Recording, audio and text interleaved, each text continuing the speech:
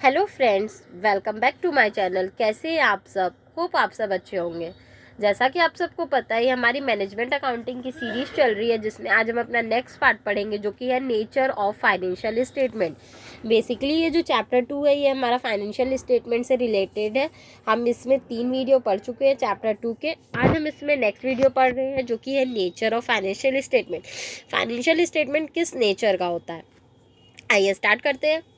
Data exhibited in the financial statement are not absolute facts, accounting concept and convention and personal judgment। जो भी चीज़ें, जो भी data हमारे फाइनेंशियल स्टेटमेंट में दिखाई जाती हैं, वो एकदम फैक्ट नहीं होती है, ठीक है। एकदम रियल नहीं होती, एकदम एग्जैक्ट नहीं होती है। आइए देख लेते हैं ये किस नेचर का होता है। Facts: figures relating to cash in hand, cash at bank, bill receivable, debtors, cost of fix asset etcetera recorded facts.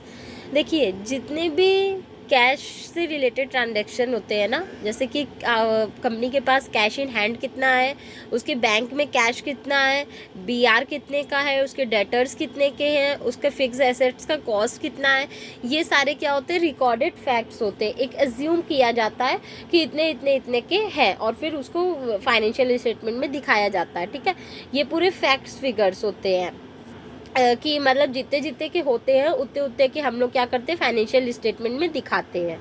Next है आपका concept and convention. It means fundamental accounting principle which are followed while preparing financial statement. Example: closing stock is valued at cost price और market price whichever is less.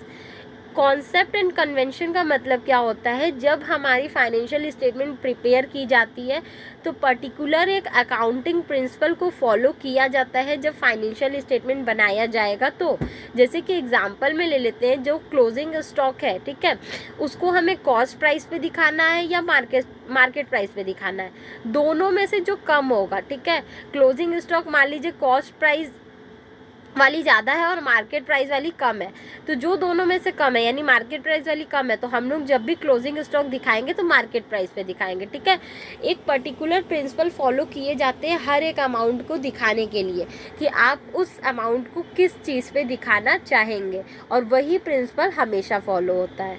Personal judgement: even though certain accounting conventions are followed while preparing the financial statement, still personal judgment of the accountant plays a decisive role in accounting।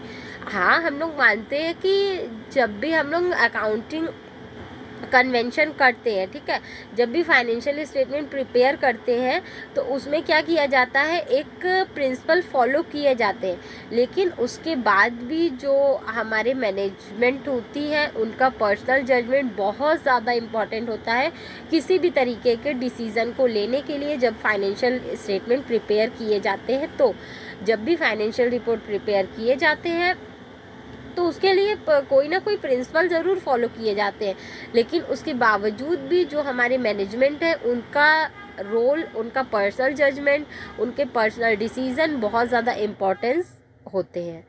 Hope आपको ये topic समझ में आया होगा। फिर भी किसी को कहीं कोई भी प्रॉब्लम हो तो आप मुझे कमेंट सेक्शन में कमेंट करके पूछ सकते हैं। Thank you so much. Please like, subscribe and share my channel.